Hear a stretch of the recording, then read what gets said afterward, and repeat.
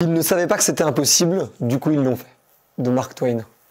Ça ressemble énormément à la citation du pêcheur que je t'ai fait avant, tu vois.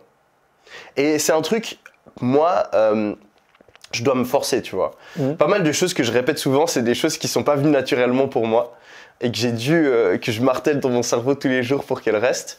Moi, de base, je suis quelqu'un, t'as beaucoup d'entrepreneurs et ça m'impressionne à chaque fois, qui sont des mecs ultra optimistes et qui voient super grand. Moi, je suis complètement comme ça. Et moi, ça me choque à chaque fois, tu vois. Genre, j'ai des potes, ils trouvent une manière de faire, je sais pas, 1 million, ils ont fait 1 million en 3 mois. Ils te font une échelle, ils déduisent que à la fin de l'année, ils sont milliardaires, tu vois. Alors que tu vois, moi, j'ai fait 1 million en 3 mois, je suis là, waouh, mais comment c'est possible, tu vois, je l'investis de la meilleure manière possible, je garde parce que peut-être que ça va pas se repasser comme ça, tu vois. Donc, de base, moi, je suis pas un gars ultra optimiste. Et du coup, je dois me forcer à penser que c'est possible.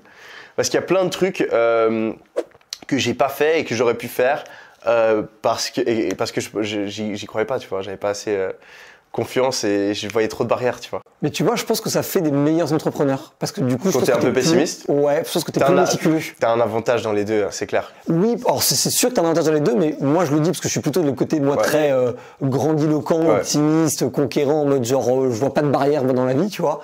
Et en fait, je me rends compte, et j'ai un associé comme ça, qu'être méticuleux, c'est un avantage incroyable dans le business parce que tout est affaire de précision, de pointe, tu vois. Tu sais, moi, il y a plein de choses dans la vie où tu as en fait des cadrans, tu vois, tu as 2 extrêmes. Et en fait, chaque extrême doit savoir quand est-ce qu'il faut changer. Donc, le meilleur exemple de ça, c'est le cadran du perfectionnisme. Tu as des gens qui sont ultra perfectionnistes et tu as des gens qui sont ultra efficaces. Et en fait, la personne qui... Pour toi, c'est ça l'opposé de perfectionniste ? Ouais, enfin, sur ce cadran-là, tu vois. Après, ouais, tu pourrais dire, ouais. Mais en général, quand t'es perfectionniste, t'es moins efficace, tu vois, genre, ou efficient, si tu veux être précis, tu vois. Si t'es perfectionniste, en gros, tu vas faire 100%. Tu vas tout faire, jusqu'au moindre détail. Si t'es quelqu'un d'efficace, tu vas juste faire 10%, mais le 10% le plus important, tu vois, pour que la tâche, elle soit faite.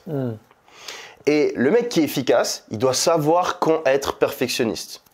Tu vois, donc si t'es tout à gauche du cadran, t'es le mec super efficace, tu dois savoir quand aller plus à droite.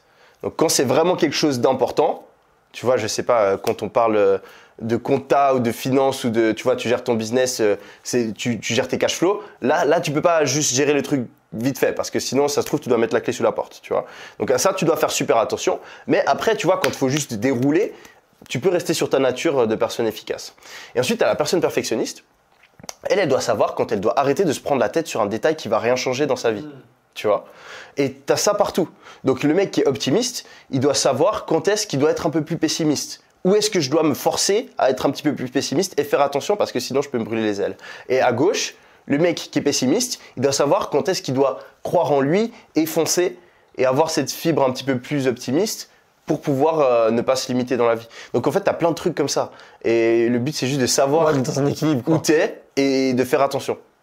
Et il y a plein de gens, et ça c'est un truc qui m'énerve aussi, il y a plein de gens qui justifient leur action de par leur personnalité. Donc tu as des gens qui vont être perfectionnistes et ils vont par exemple passer, je sais pas, imaginons que tu es perfectionniste, tu passes 1 heure à ajuster ta table ici, tu vois, tu es en train de perdre ton temps, tu vois, il y a d'autres choses que tu pourrais faire.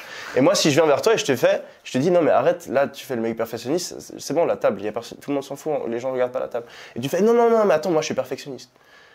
Tu vois, ça m'énerve.